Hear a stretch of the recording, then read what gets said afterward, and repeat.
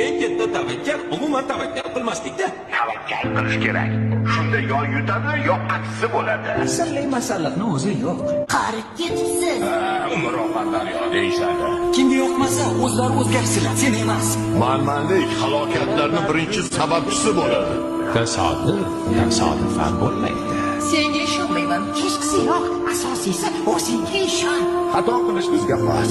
Kechirish esa ilohiy. Hamma gap o'zingda. Ko'piklarmish. Keraksiz temir uyumlarida.